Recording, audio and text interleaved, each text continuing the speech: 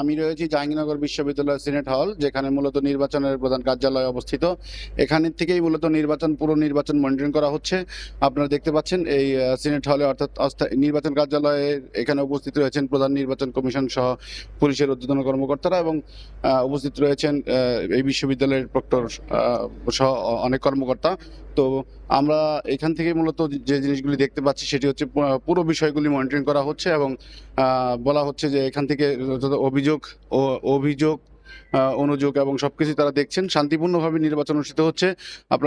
আমরা এখন একটু কথা বলতে চাই জাহাঙ্গীরনগর বিশ্ববিদ্যালয়ে যে নির্বাচনের দায়িত্বে রয়েছেন, যিনি নির্বাচন সদস্য সচিব, তার সাথে কথা বলতে চাই। স্যার, আপনাকে জানতে চাবো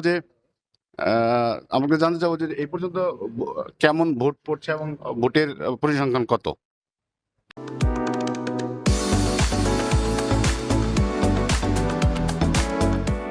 আমরা জানি যে জাহাঙ্গীরনগর বিশ্ববিদ্যালয়ে দীর্ঘ 32 বছর পরে জাকসু সংসদ নির্বাচন অনুষ্ঠিত হচ্ছে খুব উৎসবমুখর পরিবেশে।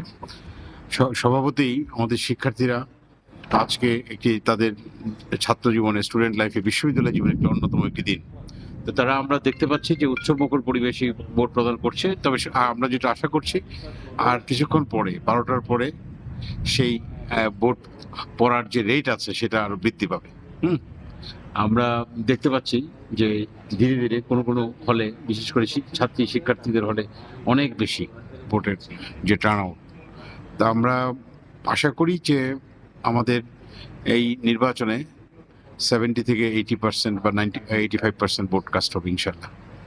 ধন্যবাদ। যেটি শুনছিলেন যে নির্বাচন তার ভালোভাবে চলছে এবং সবাই ভোট প্রয়োগ করছেন। এখানে রয়েছেন পুলিশের সহকারী ডিআইজি, ঢাকা রেঞ্জের উপস্থিত রয়েছেন। একই সাথে নির্বাচন কমিশনের যিনি প্রধান আছে তিনি উপস্থিত আছেন। আমরা নির্বাচনের আরও খবর জানবো প্রতি ঘন্টায় ঘন্টায়। এখন এই পর্যন্তই আমার কাছে ছিল জাহাঙ্গীরনগর বিশ্ববিদ্যালয় থেকে জাকসু নির্বাচনের সর্বশেষ তথ্য।